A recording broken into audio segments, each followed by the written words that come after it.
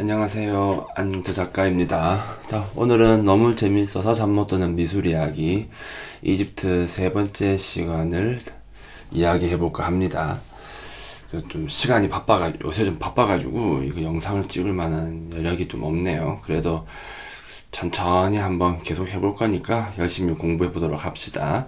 이집트 시간은 이번이 마지막 시간입니다. 자, 이집트 예술은 저번 시간에도 말했다시피 기본적으로는 기하학적 양식이라고 하는 걸 따르게 되죠. 그래서 이집트 예술이 가지고 있는 기하학 양식의 특징을 보고 정명성의 원리라고 이야기를 하게 됩니다. 자, 그런데 이집트 내에서 굉장히 좀 특이하고 재밌는 좀 볼 수 없었던 아주 좀 독특한 예술품이 잠깐 나오게 되거든요. 그걸 보고 뭐라고 부르냐면 아마르나 예술품이라고 부릅니다. 오늘은 그 부분에 대해서 좀 간단하게 이야기를 해볼까 해요. 자, 그러려면 먼저 역사를 좀 이해해야 됩니다. 미리 여담으로 좀 이야기를 해보자면 우리가 예술을 이해할 때 가장 좋은 방식은 역사를 먼저 이해하고 그 위에 철학을 올리고 그 위에 예술을 살짝 얹게 되면은 가장 이해하기 쉬운 구조가 형성되게 되거든요. 자, 그래서 뭘 하든지 간에 역사가 항상 기본이다 라는 거를 이해하시면 좋을 거예요. 만약에 내가 좀 더 공부를 많이 해보고 싶다거나 그런 마음이 있다면은 역사책을 먼저 좀 많이 사보시는 게 좋지 않을까 그런 생각이 좀 듭니다. 자, 일단 아마르나 예술을 알려면은 먼저 이집트의 신왕국 제18왕조 요때로 돌아가야 돼요. 유적지도 남아있는데 지금 카이로하고 룩소르 한 중간쯤 어딘가에 가보면 텔 알 아마르나라고 하는 지역이 있어요. 그냥 그 강 바로 옆에 강 오른편에 있는 곳인데 그러니까 지금은 가보면 그냥 황량해요. 아무것도 없고요. 궁금하시면 구글을 찾아보시면 될 겁니다. 제가 검색 키워드를 적어 놓을 테니까. 거기 가보면 그 아마르나 왕궁의 유적이 남아 있는데 그게 그 아마르나 예술의 어떤 흔적 그런 거라고 보시면 될 거예요. 지금은 폐허가 되어버린 왕궁이니 먼 어떤 일이 있었던 거죠. 자, 일단 이집트의 역사는 고왕국, 중왕국, 신왕국 이렇게 나뉘게 되죠. 그리고 신왕국 제18왕조 그러니까 모세가 탈애굽하기 한 200년 전쯤 얼마 되지 않아요. 그때쯤에 있었던 일이에요. 이 신왕국 내에서 굉장히 재밌는 일이 일어나게 됩니다. 우리가 흔히 이집트 하면은 떠올리는 게 피라미드, 미라 이런 것도 있지만 이집트인이 가지고 있는 독특한 종교 그런 것들도 많이 알고 있잖아요. 기본적으로는 다신교 사회입니다. 그런데 이집트 내에서 한번 종교 개혁이 일어난 적이 있었고 그때 종교 개혁의 방향은 다신교에서 유일신으로 바꾸려고 하는 시도였어요. 그 시도 아래에서 이 독특한 예술품이 나오게 된 거죠. 자, 그러면 어떤 일이 있었는가? 이걸 먼저 이해해야 되겠죠. 자, 일단 먼저 이집트의 18왕조에는 투트모스 3세라는 사람이 있었어요. 이 사람은 어떤 사람이냐? 이집트의 나폴레옹이라는 별명을 가지고 있었던 사람이죠. 나폴레옹이라고 하는 별명을 가지고 있으니 어떤 사람이겠어요? 좀 정복왕, 그리고 뭔가 좀 왕조의 어떤 체계, 그런 것들을 잘 정리한 그런 사람이 되겠죠. 굉장히 눈부신 업적을 보였는데 문제는 아멘호테프 3세라는 사람인데 38년간 죄위에 머물렀고 아주 그냥 작정하고 그냥 나라를 말아먹습니다. 매일같이 향락에 빠지고 엄청난 낭비를 하고 전해주는 말로는 낮에는 연못에서 뱃놀이를 하고 밤에는 연회장에서 매일같이 술 먹고 놀았다 라고 알려져 있죠. 자, 아무리 전대왕이 눈부신 업적을 쌓았다 하더라도 이딴 식으로 탕진하기 시작하면 남는 게 아무것도 없어요. 자, 그러다 보니 조금씩 좀 재정 위기에 빠져들게 되죠. 심지어 이 사람은 무슨 짓까지 하게 되냐면 당시 수도가 테베인데 테베의 서쪽에다가 거대한 별궁을 하나 짓게 돼요. 향락에 미친놈이니까 그럴 수도 있겠다 싶겠지만 이게 굉장한 문제를 가져오게 되죠. 어떻게 본다면 좀 충격적인 사건이라고 봐도 무방할 정도인데 왜냐면 주로 생활이 되는 중심 주거지는 나일강의 동쪽이어야 돼요. 해가 뜨는 곳이라서. 그러면 나일강의 서쪽은 어떤 곳이냐면 주로 무덤 같은 거, 그런 것들을 많이 배치시켜 놓는 그런 장소가 되죠. 자, 그래서 수많은 파라오와 왕비들의 무덤이 있는 곳이 그 수도인 테베이의 서안이란 말이에요. 근데 거기에다가 뭘 지었느냐? 유흥을 위한 별궁을 지었다. 어느 정도로 지었냐면 직경 2km가 넘는 뱃놀이용 연못까지 지었다라고 알려져 있죠. 자, 이런 짓거리까지 해버리니 당연히 이 사람 말기에는 문제가 많이 생겼겠죠. 이집트 같이 신관들의 어떤 권력이 좀 큰 곳에서는 이 사이가 이제 극도로 안 좋아질 수밖에 없는 거예요. 당시 이집트의 최고신은 아멘 라신이에요. 아멘하고 라신이 이제 합쳐져 있는 형태가 되겠죠. 그런데 아멘라 신관들이 이제 파라오가 너무 엉망진창으로 하다 보니 정치에 적극적으로 개입하기 시작하게 되죠. 자, 신관들이 정치에 적극적으로 개입하기 시작한다. 어떤 문제를 가져왔겠어요? 신관의 권위가 너무 커지다 보니 파라오의 권위를 넘보기에 이르게 되죠. 그러다 보니 파라오는 이제 나름대로의 또 대응책 같은 걸 고민하게 되죠. 어떻게 하면 될까? 제일 좋은 방법은 이거예요. 아멘라신 자체를 그냥 없애버리는 거지. 자, 그게 과연 가능할까? 자, 요게 이제 종교개혁의 서두가 열리는 겁니다.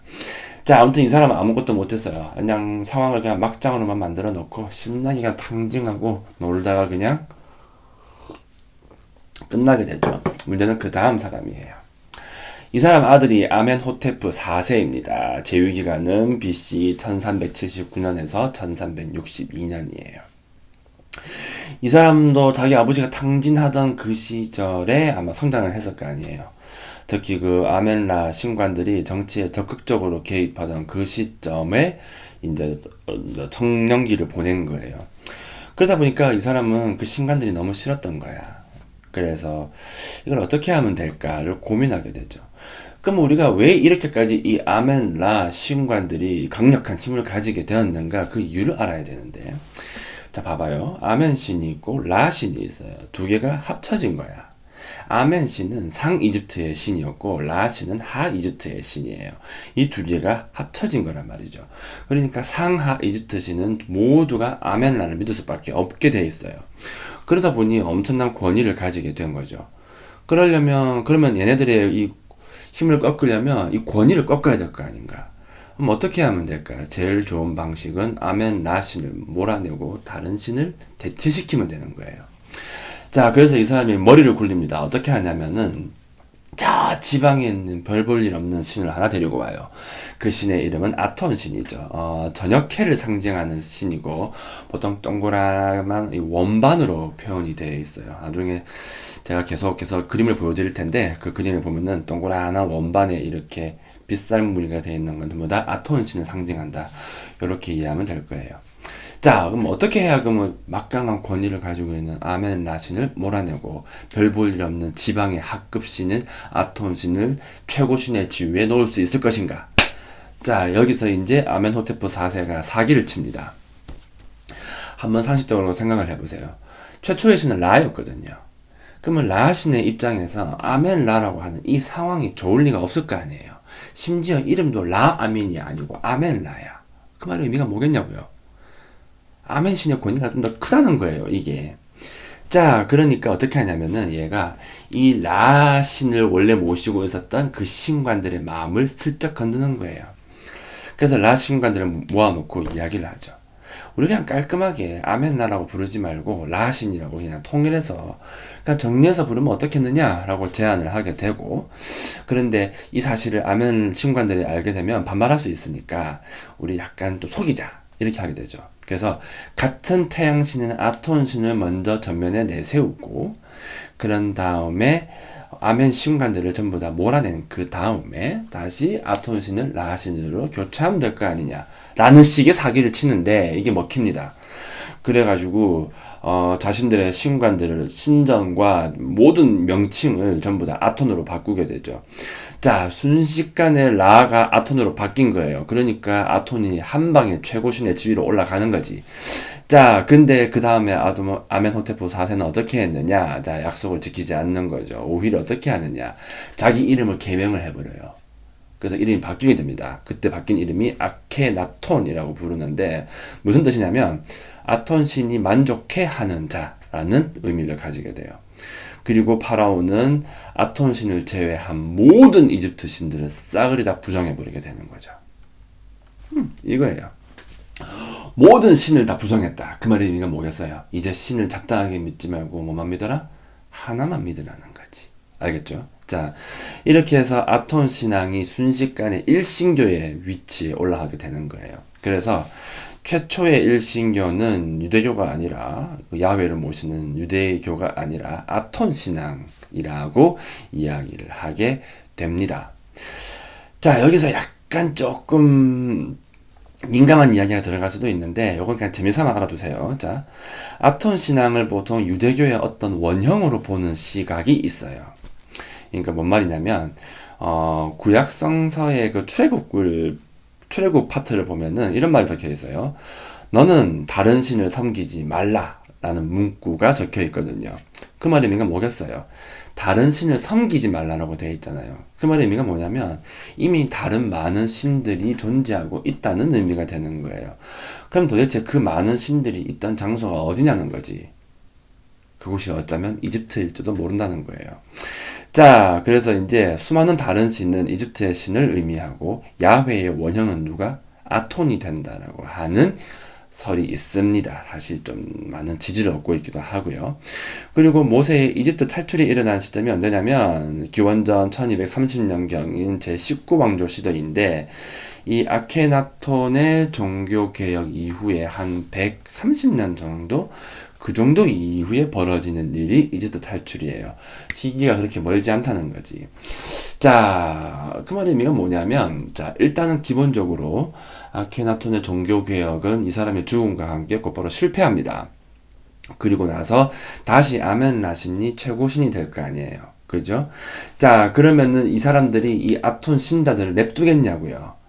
냅뒀을 리가 없을 거 아니에요. 그래가지고 18왕조 마지막 파라오 이름이 호렘헤브라고 하는데 이 사람은 아톤 신다를 아주 그냥 학살까지 하게 됩니다. 그 시점에 아톤 신다들이 국외로 도망을 치지 않았겠느냐. 그리고 거기서 유대민족을 만나지 않았겠느냐라고 하는 이야기가 있어요. 이건 그냥 재미로만 알아두세요. 어디 가서 괜히 쓸데없이 주장을 하지 마시고요. 자, 아무튼 알겠죠? 그래서 이제 이집트에서 이러한 형태의 종교 개혁이 일어났다. 그렇게만 이해하시면 되는 거예요. 자, 그러면 그 다음에 이제 사기를 친 그 다음에 아케나톤 파라오는 어떤 일을 했을 것이냐? 수도를 옮깁니다. 왜냐면 뭐 아무래도 뭐 부동산 문제라든지 뭐 여러 가지 문제가 있을 테니까요. 그래서 어디로 가냐면은 텔 알 아마르나 지역, 그 지역에 가서 이제 아케트 아톤이라고 하는 거대한 도시를 하나 건설하게 됐죠. 완공까지 걸린 시간은 3년이고 파라오는 거기에 가서 새로운 사회를 꿈꾸기 시작합니다. 잘 됐으면 아마 굉장히 괜찮았을 거예요. 그렇겠죠. 새로운 질서, 그리고 또 종교 자체가 좀 전반적으로 좀 정리가 되기도 하고, 이 종교의 힘을 많이 누르면서 파라오의 권위가 훨씬 더 올라갈 수 있는 저로의 기회까지도 볼 수 있을 거예요. 그런데 아쉽게도 이게 실패를 합니다. 왜냐면 아케나톤이 좀 미친 것 같은 행동을 많이 보여주거든요. 그 이유는 이제 나중에 밝혀지게 되는데, 이 사람이 어떤 식의 행동을 많이 보여주냐면 약간 좀 이상주의자? 뭐 그런 식의 행동을 많이 보여줘요. 예를 들어서 다른 나라가 이집트로 만약에 쳐들어왔다고 해봅시다. 그러면은 방어하러 가야 될 거 아닌가? 근데 이 사람 뭐라고 얘기하냐면 그냥 냅두세요. 냅두고 대신에 우리 저기 저 나일강에 깃들어 있는 서양을 봅시다. 얼마나 아름답나요? 뭐 이런 소리나 하고 앉아 있는 거야. 언니 사람이 막 이상주의자로 바뀌어버린 거예요. 자, 근데 뒤에 가면 이제 그 이유가 밝혀져요. 이 사람이 병을 앓고 있었다라는 게 밝혀지게 되죠. 뭘 근거로 알게 되냐면은 이 사람 조각 석상이 하나 있는데 그 석상을 보니까 뇌수종이라고 하는 병을 앓았던 전형적인 흔적이 이제 그 안에 남아 있는 거예요. 그럼 뭐 그 의미가 뭐겠어요? 한번 잘 생각해봐요. 자, 잘 생각해봅시다. 아케나톤의 조각상을 보고 병을 어느 날 현대 의사들이 어떤 병을 알았을 것이다 라고 하는 걸 바로 집어낼 수 있을 정도라면 그 조각상은 어떻게 만들어졌을까? 사실적이겠죠. 그렇겠죠. 옛날에 그 이집트의 예술품이 보여주는 정명성의 원리대로 만들어졌다면은 그걸 알 수가 없어요.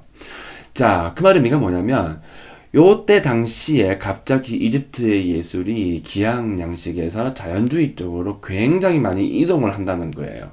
자연주의 양식을 좀 더 적극적으로 받아들였다? 이렇게 이해하셔도 될 거예요. 그래서 좀 더 동적이고 좀 더 사실적인 표현이 가능한 예술품들이 나오기 시작하는 거죠.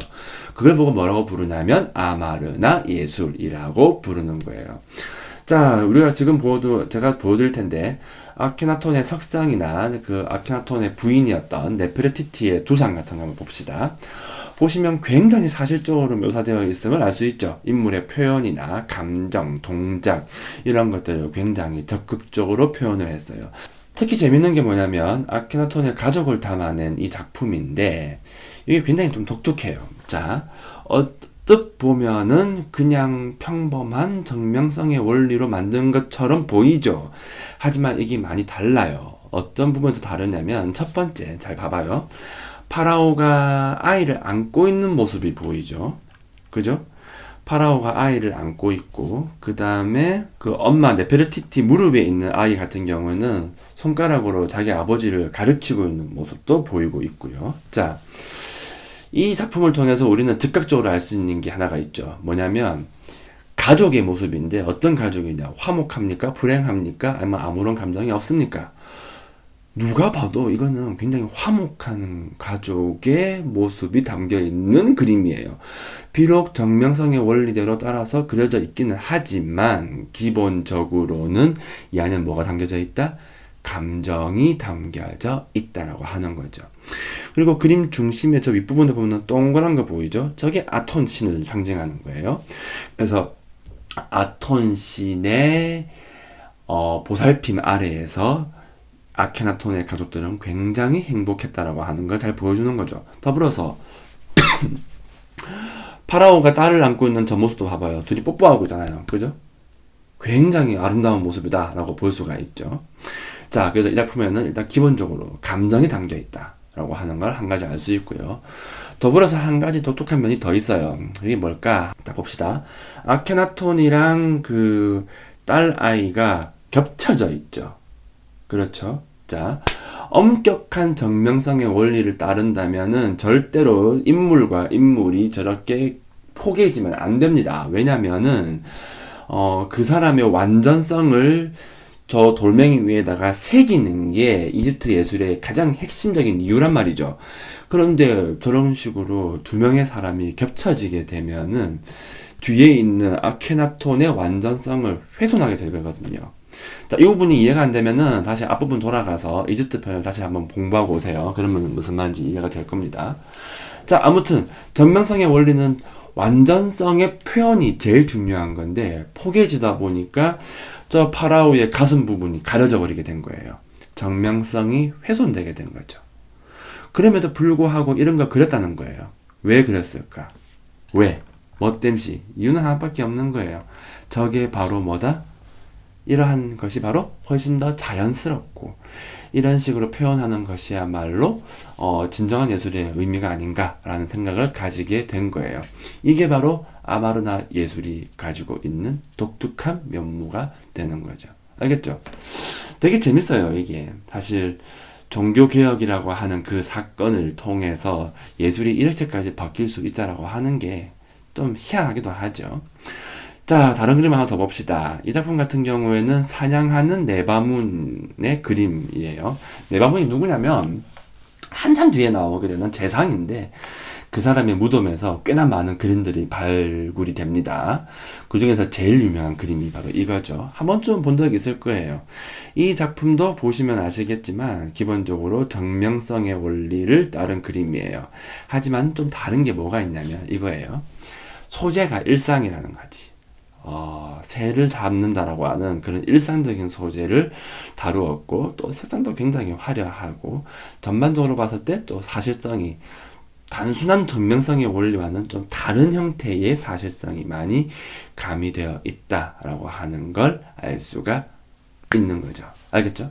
그래서 아마르나 예술을 보고 있으면 전반적으로 봤을 때 좀 자연스러운 감정 이런 것들이 많이 흐른다라는 느낌을 많이 받을 수 있어요. 그렇다고 해서 뭐 구석기 시대의 자연주의 양식이나 그리스의 고전주의 작품하고 동일선상에 놓을 만큼은 아니에요. 이제 어떻게 이해를 해야 하냐면은 정명성의 원리를 기본적으로 유지를 하되 여기에 자연주의 요소가 약간 가미되었다.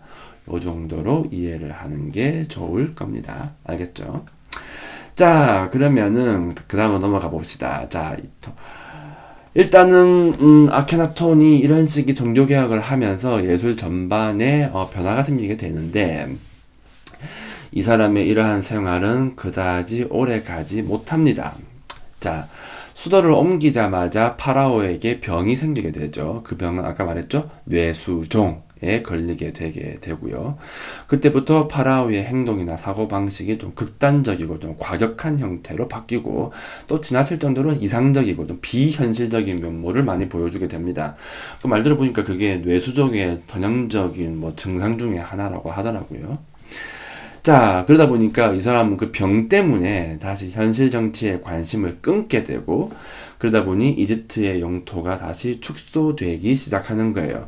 그러면 이집트의 정치인이나 군인들이나 다시 또 불만을 가지게 되겠죠. 그 틈을 타서 아멘라 신관들이 다시 활동을 하기 시작하게 되고요.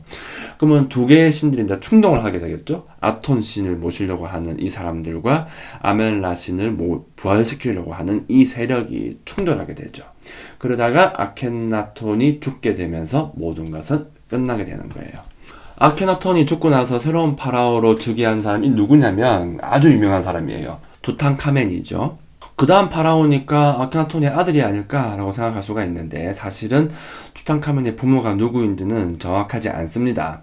확실하게 알려져 있는 거는 그 아케트 아톤 그 북쪽 궁전에서 어린 시절을 보냈고 네페르티티가 키웠다라고 하는 것 그 정도만 알고 있어요. 그리고 확실한 거는 또 네페르티티가 투탕카멘의 아들처럼 여겼다 라고 하는 것 정도는 알 수 있겠죠. 그래서 사후에 곧바로 파라오로 즉위시키고요.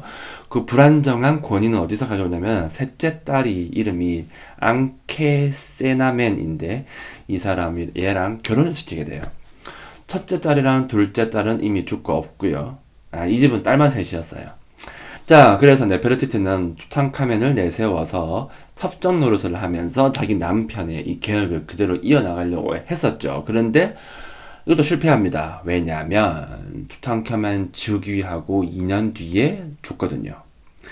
자, 이제 뭐 네페르티티가 이제 죽어버렸으니 이제 모든 권위를 상실하게 돼버렸죠. 그와 동시에 아톤 신의 흔적도 사라지게 되는 거예요. 자, 여기에서 이제 투탕카멘의 이름에 이제 비밀이 하나 나오게 되는데, 자, 투탕카멘의 원래 이름은 투트앙크아톤이에요. 투트앙크아톤. 그런데 조금 있다가 이제 이름을 바꾸게 되죠. 그 네페르티티가 죽은 다음에 바꾸게 되는데 그때 바뀐 이름이 투트앙크아멘이에요. 자, 아톤에서 아멘으로 바뀐 거죠. 무슨 의미겠어요? 신이 이제 다시 원래대로 복귀되었다는 의미가 되는 거예요. 자, 그러면 투트앙크아멘을 빠르게 한번 발음해 보세요. 투트앙크아멘, 투트앙크아멘, 투탕카멘. 자, 왜 투탕카멘을 투탕카멘이라 부르는지 알겠죠? 투탕카멘은 투트앙크아멘, 투탕카멘 이거를 빠르게 발음한 거예요. 그러니까 원래 이름은 투트앙크아멘이다. 이렇게 이해를 하시면 될 겁니다.